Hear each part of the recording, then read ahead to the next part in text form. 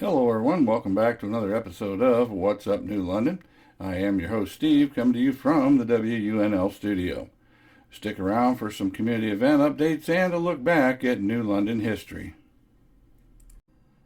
Inspire New London's concert at the Gazebo Series kicks back off Monday, July 10th.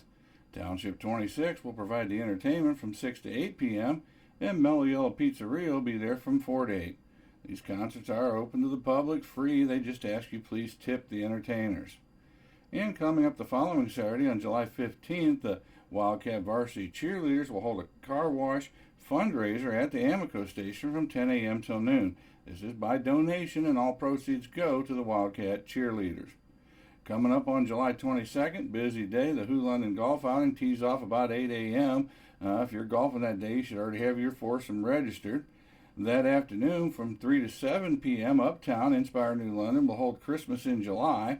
And to finish the day out, Rockin' at the Res is going to be a great time. Local band Tarp's going to play from 3 to 5. Bon Jovi tribute band Wanted from 5:30 to 7:30. And hey everybody, the Journey tribute's back. Escape will play from 8 to 10 p.m. Followed, of course, by fireworks over the water. Food vendors on site. There will be a beer tent, so no outside alcohol. Coolers will be checked. Hey, and the tickets are just $15 for adults. 15 and under get in for $5.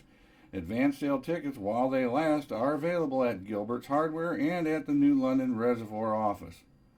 And looking a little further ahead to July 29th, Inspire New London is going to hold their Back to School Bash and Touch a Truck event from 10 to 2 out to school at 1 Wildcat Drive. More to come on that in the future, but get it penciled in on your calendar. And that's it for this look at community events. And next up, we'll take a look at some New London history.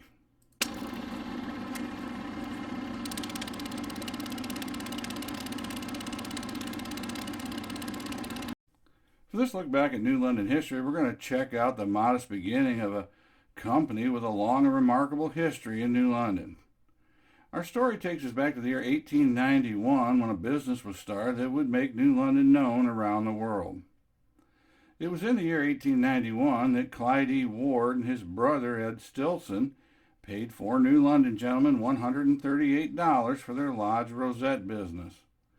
Shortly after this, they received an order from the Oddfellows Lodge for 600 bullion collars, and with this, the Ward Stilson Company was off and running.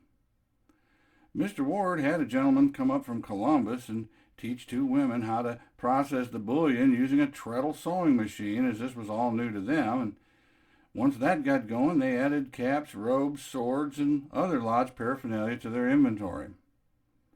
About 1905, Ed Stilson paid C.E. Ward for his half of the business and broke out on his own. He had a large order from the Masonic Lodge that helped him when he set on his own, and back about 1913, Ed took his business to Anderson, Indiana, from where it prospered for many years thereafter. In 1910, the Ward Company regalia business had expanded so that it included costumes, swords with inlaid hilts, bugles, horns, harps, jewels, and even hand-painted scenery. Later, they added lanterns and electric arc lights. Mr. Ward had adopted a yellow envelope with his picture in the left-hand corner that became so well known around the country that it said even incorrectly addressed envelopes made their way back to New London. The company built a new factory building on the corner of James and William Streets in 1910, and even with that, the business expanded so fast they rented part of the old St. James Hotel building and used it for showing and stock rooms. A two-story brick addition was added to the William Street side in 1911 to relieve the situation, and a new woodworking plant was built on North Main Street between the Big Four and Northern Ohio Railroad tracks to build shipping crates and other wood items needed by the business. Business was so good, in fact, that they paid a 5% bonus to all employees in 1919. In 1920, they were still looking to add additional full-time and part-time employees. In 1923, the C.E. Ward Company asked the railroad to move the stockyards as they wanted to build a new building near there for expanding business. And to everyone's surprise, the railroad agreed and moved the stockyards to the east edge of town. A new 42 by 84 foot metal building was added on Railroad Street in the summer of 1924, and a sprinkler system was added to the factory building for fire prevention. They again rented part of the old St. James Hotel for storage space, and in 1927 they had an order for new band uniforms from Norwalk High School, and soon they were making band uniforms for schools all over the country. In 1936, they bought the former National Bank building on the southwest corner of the square downtown and turned it into their office space. In September of 1938, they were receiving orders from as far away as the International Order of Oddfellows and the Dutch East Indies. In 1940, they purchased the old post office building on the corner of East Main and Railroad Avenue and installed new sewing machines and a new sprinkler system for fire protection. The systems proved their worth by extinguishing a nighttime fire in the main factory building.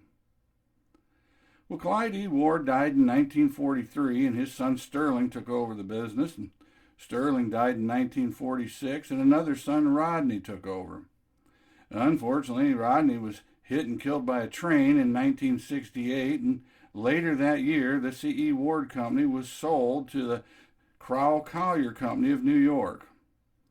Several years later, they again sold the company to the Oak Hill Cap and Gown Company of Salem, Virginia.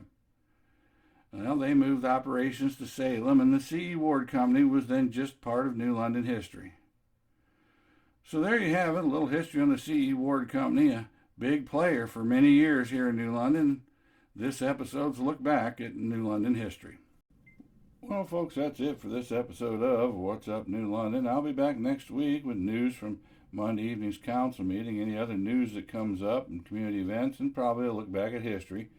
Be sure to let me know if you've got news items or community event announcements that you'd like to hear on here, because always looking for new information. And as always, until next time, stay safe and God bless the United States of America.